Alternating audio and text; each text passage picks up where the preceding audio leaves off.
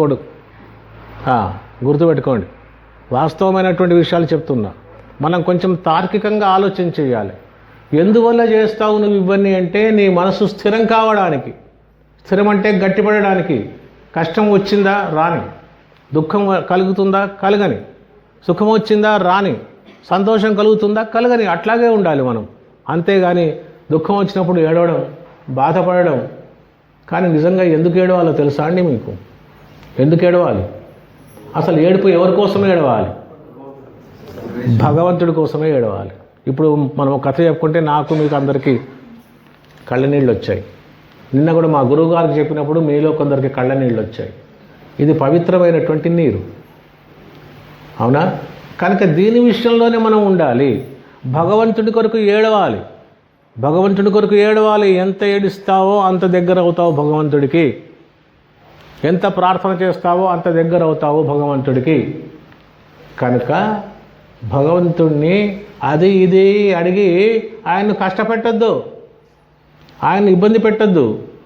సత్సంగత్వే సత్సంగత్వే నిస్సంగత్వం.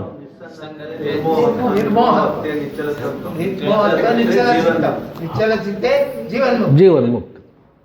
నిశ్చల చిత్తం ఉంటేనే జీవన్ముక్తికి మార్గం అవుతుంది.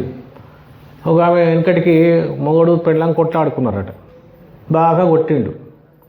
కొడితే కళ్ళకు నీళ్ళు వస్తాయి. ఇంకేమొస్తుంది?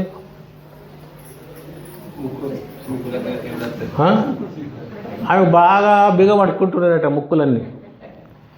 తర్వాత కొద్దిసేపటికి ముక్కులన్నీ సాఫ్ అయిపోయినాయి. ఆమె అన్నదట ఇంటి పక్క ఆమెతో, ఇట్లా కొట్టిండు అట్లా కొట్టిండని ఆమె అంటే భయపడుతుంటే బాధపడుతూ ఉన్నదేమో అని వచ్చి చెప్తే, అక్క నువ్వేమన్నాను కానీ మొగడు కొడితే కొట్టిండు కానీ ఆ ముక్కుల శివుడంతా పోయింది అన్నది. మొగడు కొడితే కొట్టే కానీ ముక్కుల శివుడంతా పోయింది అంటే ఆమె పోయినందుకు నవ్వుతున్నది. ఈమెని ఓదార్చుదామని ఈమె వస్తే ఈమె కూడా నవ్వింది. ఇక అట్లా ఉంటుంది పరిస్థితి. కనుక మనం ఇట్లా ఉండాలి. కొడితే కొట్టే, దుఃఖాలు వస్తే వచ్చే, మన మనసుని ఇంకా గట్టి చేసుకోవాలి, ధైర్యం చేసుకోవాలి. ఇది సాధ్యమా కాదా? ఇప్పుడు రామశర్మ గారి గురించి చెప్పాను. అనంతసాగరం ఎక్కడది? అనంతసాగర్ అని ఉంటుంది. సిద్దిపేట నుంచి కరీంనగర్కి వెళ్ళే రూటులో ఉంటుంది. ఒక 10-12 కిలోమీటర్ల దూరంలో ఎడమ వైపు ఉంటుంది. ఎంత అద్భుతమైన ఆలయం కట్టాడో ఆయన. అదే అనంతసాగర్. నోటికి వచ్చింది ఇప్పుడు అనంతసాగర్. ఆయన్ని మా కామారెడ్డి దగ్గర ఇల్చీపూర్ అని ఒకటి ఉంది. అక్కడ సరస్వతి మాత విగ్రహాన్ని ఆయన కూడా ఏర్పాటు చేశారు. అక్కడ చాలా గొప్పవాడు, స్థితప్రజ్ఞుడు, చాలా గొప్పవాడు. ఇప్పటికీ కూడా అంతే. ఆయన ఆహార విహారాల్లో ఏ మార్పు లేదు. అంతకుముందు అన్నీ తిన్నవాడే. ఆహార పదార్థాలు శాకాహారి. అంతకుముందు మన శాకాహారి అమ్మాయి వచ్చిందా ఇవాళ? ఏం పేరుండి నా అమ్మాయి? ఇవాళ కనిపిస్తలేదు పాపం.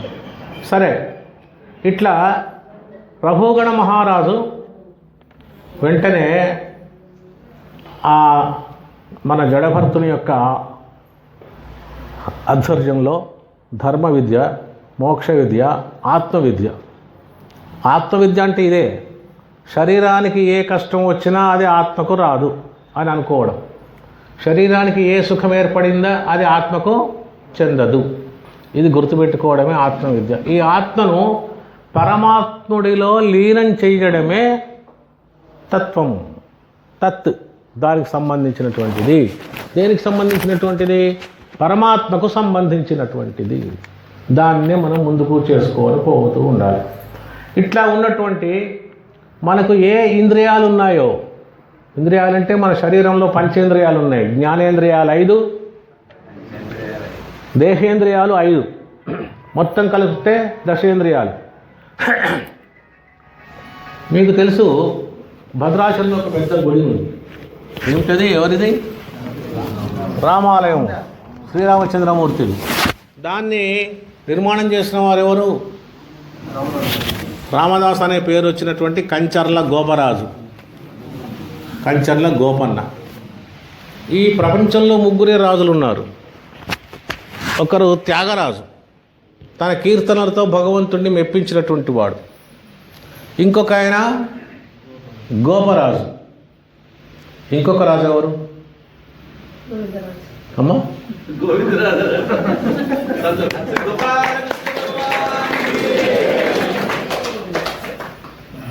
అవునా? ఒప్పుకోవాలి కదా. ముగ్గురు రాజులు, వేరే రాజులు ఎవరు లేరు. బాగా చెప్పినావు తల్లి. ఇట్లా మనం ఆలోచన విధానంలో ఇట్లాంటి మార్పులు తెచ్చుకుంటే ఈ కథల ద్వారా మనం మారుతామా లేదా? ఈ చెవు నుంచి విని ఈ చెవు నుంచి వదిలిపెడితే కుదరదు. జాగ్రత్తగా మన జీవితాన్ని మార్చుకోవాలి.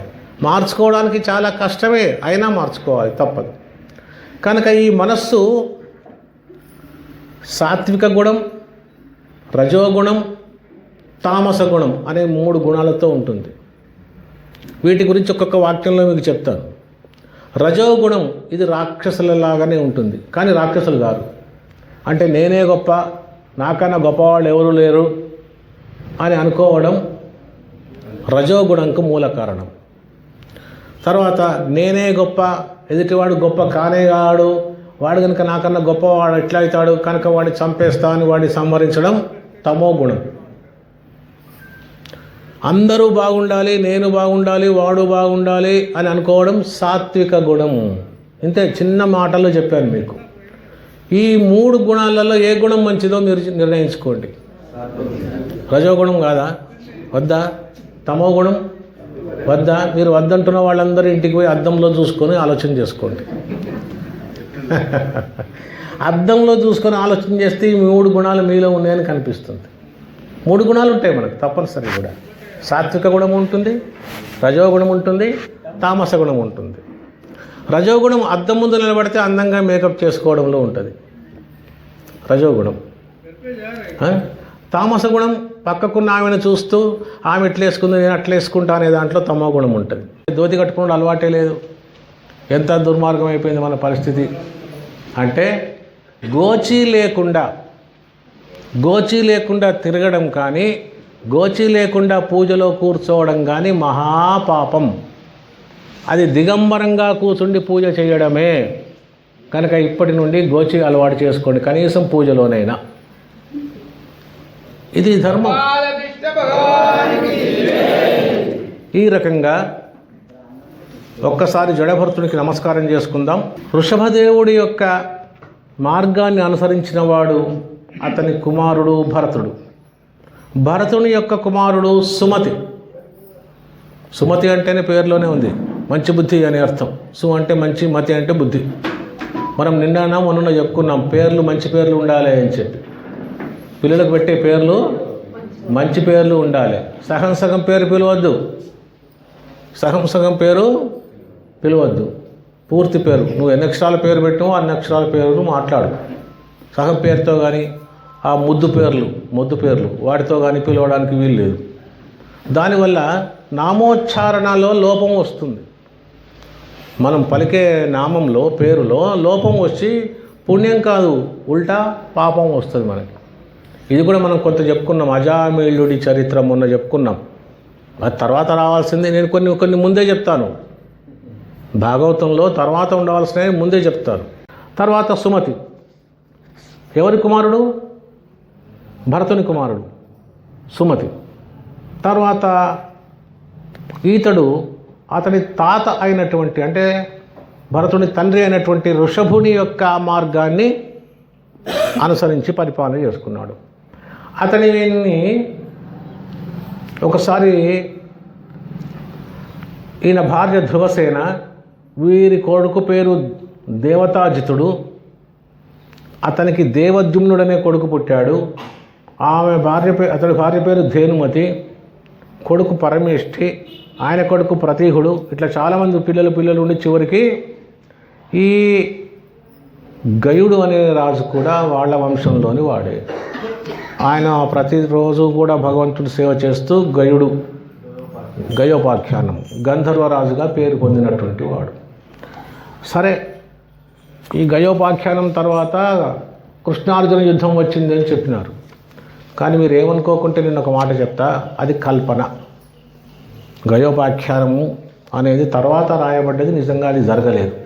కృష్ణుడు సూర్యుడికి అర్ఘ్యం విడుస్తూ ఉంటే పయనించిపోతున్న గయుడు ఉమ్మి వేస్తే ఆ ఉమ్మి, తాంబూలపు ఉమ్మి తమలపాకు తిని ఉమ్మేసినటువంటి ఉమ్మి కృష్ణుడి చేతిలో పడ్డదని కృష్ణుడు అతను సంహరిస్తా అని చెప్పి అనడం ఇదంతా ఒక కథ నాకు సినిమాలలోనే కనిపిస్తుంది, నిజంగా లేదు. ఇంకొకటి నిజంగా లేని ఇది కూడా చెప్తాను. శ్రీకృష్ణుణ్ణి సత్యభామ తన్నింది అని, ఇది కూడా లేదు. అసలైనటువంటి కథలో సత్యభామాదేవితో కాలిదెబ్బ తాకించుకున్నాడు కృష్ణుడు అనే కథ కూడా లేదు. ఇది కేవలం శ్రీకృష్ణుని యొక్క పారిజాతాపహరణం అనే గ్రంథంలోనే ఉంది. అది ఎందువల్ల వచ్చింది? అప్పుడు పరిపాలనలో ఉన్నటువంటి వాడు శ్రీకృష్ణదేవరాయలు. ఆయన రాజరికంలో ఒక పద్ధతి ఉంది. రాజుగారికి బాగా రాత్రి అయిపోయి అలసిపోయి వస్తాడు కనుక, అంతసేపు ఈమెకు నిద్ర ఆగదు కనుక తల పెట్టుకునే వైపు కాళ్ళు పెట్టుకునే వైపు తల పెట్టుకొని పడుకోవాలట మహారాణి. ఈ రాజుగారు వచ్చి ఆమెను లేపాలి. అప్పుడు లేపితే ఆమె లేచి ఆయన కావాల్సినవి ఇచ్చేది.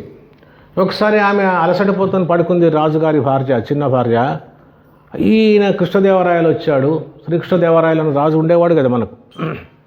వచ్చేసరికి ఏమైపోయింది, అక్కడ ఈమె అటు ఇటుగా ఉల్టా పడుకున్నది. పడుకోగానే ఈయన అలసిపోయి పడుకున్నాడు. ఎట్లా పడుకున్నాడు? తల దిక్కు తల చేసి కాళ్ళ వైపు కాళ్ళు చేసే పడుకున్నాడు. కానీ అక్కడ ఏం జరిగింది? ఉల్టా ఉంది. ఆమె కాళ్ళు ఈయన తల వైపు వచ్చాయి. నిద్రలో పొర్లుతాం కదా మనం అటు ఇటు. ఆమె పొర్లింది, కాళ్ళు తాకింది, కిరీటంతో పడుకున్నాడు ఏమో, కింద పడ్డది. పట్టేసరికి ఆ చప్పుడుకు లేచాడు, ఆయన లేచాడు, ఆమె లేచింది. తంతే కింద పడ్డది. నువ్వు నన్ను తంతావని ఆమెను ఆయనతో వదిలిపెట్టాడు. ఆమె తల్లిగారింటికి పంపించాడు. తల్లిగారింట్లో ఆమె బాగా బాధపడుతూ ఉంది, కృష్ణదేవరాయల యొక్క చిన్న భార్య. ఆ రోజుల్లో వివాహమైనప్పుడు తల్లిగారింటి నుంచి ఆ తల్లిగారు అంటే తండ్రి రాజు ఏం చేసేవాడంటే బిడ్డకు కట్నం కానుకలతో పాటుగా ఆమె చిన్నప్పుడు ఆమెను పెంచి పెద్ద చేసినటువంటి దాది అంటే పాలిచ్చి పెంచినటువంటి ఆమె. అంటే తల్లి లేదా, తల్లి ఉంది కానీ పాలిస్తే అందం పోతుందని, పాలు ఇస్తే అందం, తల్లి అందం దెబ్బతింటుందని చెప్పి పాలు ఇయ్యరు తల్లులు రాణివాసంలో పిల్లలకు ఒకదాన్ని ఉంచేవారు. ఆ పాలు ఈ పిల్లకో పిల్లవాడికో ఇచ్చేవారు. సత్యభామ విషయంలో జరిగింది. ఆమెకు పాలు ఇవ్వడానికి ఒక దాది అట్లాగే ఉంది. ఆమె యొక్క సేవకులు, చిన్నప్పటి నుంచి ఆమెకు పరిచర్యలు చేసిన సేవకులు, వాళ్లతో పాటుగా అక్కడ తమ తల్లిగారి రాజ్యంలో తన తండ్రికి తనకు తన తల్లికి ఇష్టమైనటువంటి ఒక కవి, ఆ కవి పేరు ముక్కుతిమ్మన. అందుకే ముక్కు చూపిస్తున్నా, ముక్కుతిమ్మన్న ఆయన పేరు. ఆయన కూడా ఉన్నాడు. అంటే ఆ అత్తగారింటికి పోయే ఆ రాజుగారి కుమార్తెతో పాటు వీళ్ళు కూడా వస్తారన్నమాట వెంట. అది పద్ధతి, రాజకులంలో అదొక పద్ధతి. ఈ ముక్కుతిమ్మన వచ్చాడు. ముక్కుతిమ్మన అనే పేరు ఎందుకు వచ్చింది అంటే, ఆయన ఒకసారి ఏదో యుద్ధంలో రాజుగారు వెంట వెడితే యుద్ధంలో ఉన్నటువంటి శత్రువుల కత్తి ఈయన ముక్కుకు తగిలిపోయిందట. పోతే అక్కడ ఉండే వైద్యులందరూ ప్లాస్టిక్ ముక్కును అమర్చారట ఆయనకు. అప్పుడే ఆ రోజుల్లోనే ప్లాస్టిక్ సర్జరీ చేసేవాళ్ళు కూడా డాక్టర్లు ఉండేవారు. చేసిన తర్వాత ఆయన ముక్కు మంచిగా, అప్పటి నుంచి ముక్కు పోయింది కనుక ముక్కు తిమ్మన్న అనే పేరు. అసలు అతని పేరు నంది తిమ్మన్న. ఆ కవి ఏం చేసినాడు, ఈమె కష్టం తెలుసుకున్నాడు. కృష్ణదేవరాయల యొక్క చిన్న భార్య కష్టం తెలుసుకున్నాడు. ఎందుకోసం తెలుగుగారింటికి పోయింది తెలుసుకొని ఈ కృష్ణుడి యొక్క సత్యభామ యొక్క కథను అల్లాడు. ఒకప్పుడు కృష్ణుడు కూడా సత్యభామ తను తిన్నాడు, మళ్ళీ ఆయన ఆమెను ప్రేమతోనే చూసుకున్నాడు. మహారాజా, మీరు కూడా మీ ఆవిడతోని కాలిదెబ్బ తిన్నారు కానీ ఒక కృష్ణదేవరాయ ఏం కాదు, తెచ్చుకోండి అని చెప్పాను. అందువల్ల పుట్టింది ఆ కథ. ఇది మనకు సినిమా తీస్తారు, ఏంటి శ్రీకృష్ణ తులాభారం అని, ఇంకోటి అండర్లైన్ ఇది ఉన్నది. అవన్నీ ఇది ఒక విచిత్రమైన విషయాలు, ఉన్న విషయం ఎటో పోతుంది. కనుక ఈ రకంగా ఏవైతే ఉంటాయో చరిత్రలో ఉండేటువంటి అంశాలు, ఆ అంశాలన్నీ కూడా ఒక సూత్రాన్ని మనకు తెలియజేస్తాయి. ఏమి తెలియజేస్తాయి అంటే, మన సంతానంలో సక్రమమైనటువంటి వారిని కనాలి, సక్రమంగా కనాలి, వాళ్ళనే సక్రమంగా పెంచాలి అని చెప్తుంది. అట్లా ఉంచితే ఈ చెడు ఆలోచనలు ఏవి రావు, చెడు పెంపకాలు జరగవు, చెడు పరిస్థితులు ఎదురు కావు. కానీ ఇది కలియుగ ధర్మం మిడికై అట్లనే మిడికింది. అది ఈ కలియుగ ధర్మమే అట్లా. ఎంత చివరి వరకల్లా మొత్తం కలియుగంలో ధర్మమే లేకుండా పోతుంది అని చెప్తున్నారు. ఒక 5000 సంవత్సరాలు కలియుగం ప్రారంభమైన తర్వాత సరస్వతి నది ఎండిపోతుంది అని చెప్పారు. ఇప్పుడు లేదు సరస్వతి నది. మనం అక్కడ ప్రయాగకు వెళతాం. గంగా యమున సరస్వతి నదుల యొక్క సంగమం అలహాబాద్. కానీ సరస్వతి నది కనిపించదు, ఆమె అంతర్వాహినిగానే ఉన్నది అని అంటారు. ఇంకొక 5000 సంవత్సరాలు గడిస్తే కలియుగంలో, అంటే మొత్తం మొదలైన నుంచి 10,000 సంవత్సరాలు గడిస్తే గంగా నది కూడా ఉండదు. కలియుగం విషయాలు చెప్పినటువంటి వాడు మార్కండేయ మహర్షి చెప్తున్నటువంటి విషయాలని. సరే, అవి అట్లా ఉండదు. తర్వాత ఈ రకంగా ఒక మారు సూర్యుడు ప్రకాశిస్తున్నంత మేర ఆకాశంలో నక్షత్రాలతో ఉన్నటువంటి చంద్రుడు ప్రకాశిస్తున్నంత దూరంగా ఈ భూమండలం ఉన్నదన్నారు. భూమి ఎంత ఉన్నదంటే అంత దాకా ఉంది. సూర్యుడి యొక్క కిరణాలు ఎంత దూరం పడతాయో అంత దూరం, చంద్రుడి యొక్క ప్రకాశం ఎంత దూరం ఉంటుందో అంత దూరం ఈ భూమి ఉంది అని చెప్పి అన్నారు. దాన్ని మన వాళ్ళు ఇదంతా భగవంతుని యొక్క ఆశీర్వచన ఫలితమే, అందుకే సూర్యచంద్రులు నక్షత్రాలు ఉన్నాయని చెప్పి అంటారు. ఇట్లాంటిది ఈ ప్రపంచంలో మన భారతదేశం ఎన్ని భాగాలుగా ఉంది? భూలోక విషయాలు ఇప్పుడు చర్చ జరుగుతుంది. ఎవరెవరి మధ్యలో? శుక మహర్షి, పరీక్షణ్ మహారాజు మధ్యలో జరుగుతున్నది చర్చ. ఏమంటున్నాడు ఆయన? మనము నివసిస్తున్నటువంటి ప్రస్తుతం భూమి పేరు జంబూ ద్వీపం. జంబూ ద్వీపే సంకల్పంలో చెప్పుకుంటాం మనం. భరతవర్షే భరతఖండే అని చెప్తాం. ఆ సంకల్ప ప్రకారంగా మనది జంబూ ద్వీపం. ఇది 1,00,000 యోజనాల విస్తీర్ణంలో ఉంది. ఎంత ఉంది దీని వైశాల్యం? 1,00,000 యోజనాలు. యోజనం అంటే ఎంత? ఒక్క మాట, యోజనం అంటే ఎంత? దాని సంగతి చెప్తా, ఇంకోసారి చెప్తాను. ఇక్కడ దీంట్లోనే 7 ఖండాలు ఉన్నాయి. జంబూ ద్వీపంలోనే 7 ఖండాలు ఉన్నాయి. ఒక్కొక్క ఖండం పేరు ఇలావృత్తం, రమ్యకం, హిరణ్మయం, కురువర్షము, హరివర్షము, కింపురుషము, భారతవర్షము, కేతుమాలము, భద్రాశ్వము. దీన్ని మొత్తం 9 ఖండాలు ఉన్నాయి, భాగాలు, మన భరతఖండంతో కలుపుకొని. ఇవన్నీ కూడా అనేక రకాలైనటువంటి ఆకారంలో ఉన్నాయి. వీటన్నిటికీ మధ్య బిందువు ఏంటంటే ఇలావృతము. ఏమిటది? ఇలావృతము. ఈ ఇలావృతములోనే మేరు పర్వతము, సుమేరు పర్వతం అనే పర్వతం ఉంది మన భూభాగంలోనే, హిమాలయ పర్వతాలలో. ఇదే అన్నిటికీ ఆధారం. ఖండం మొత్తానికి ఆధారం అదే మేరు పర్వతం. ఎందుకు చెప్తున్నానంటే, మీరు ఎప్పుడైనా నవగ్రహాల పూజ చేస్తున్నప్పుడు అని చెప్తూ వస్తూ మేరు ప్రదక్షిణం కుర్వాణం అని వస్తుంది ఒక్కొక్క గ్రహం గురించి. అంటే మేరు ప్రదక్షిణం చుట్టూ ఈ గ్రహాలన్నీ తిరుగుతూ ఉన్నాయి. ఒక్క 2 గ్రహాలు మాత్రం ఉల్టా తిరుగుతాయి. రాహు, కేతు అనే గ్రహాలు ఉల్టా తిరుగుతాయి. అవి నిజంగా గ్రహాలు కావు. వాటిని మన వాళ్ళు ఛాయాగ్రహాలనే చెప్పినారు. అవి నీడలు అన్నారు. ఆ నీడలు అప్పుడప్పుడు సూర్యుడిపైన, చంద్రుడిపైన పడుతూ ఉంటాయి. అవే గ్రహణాలు. ఇది ఈ వృత్తాంతం అంతా దీంట్లోనే ఉంది. అట్లా పరీక్షణ్ మహారాజా బలిచక్రవర్తి అనే రాజు యజ్ఞం చేసినప్పుడు ఆ యజ్ఞంలో ఈ భూమండలాన్ని కొలవడానికి వామనావతారంలో వచ్చాడు. ఎవరు? విష్ణుమూర్తి. విష్ణు భగవానుడు వచ్చి అడిగాడు, నాకు నీ రాజ్యంలో ఒక 3 అడుగుల నేల చాలు అని, బాలుడి రూపంలో అనగానే సరైన ఆయన ధార వస్తాడు. ఆ కథ మళ్ళీ మనం చెప్పుకుందాం. ఆ సందర్భంలో ఏముంటుంది తెలుసా? త్రిపాదధరణీం దాస్యామి, నేను 3 అడుగుల నేల నీకు దానం చేస్తున్నాను అన్నాడు.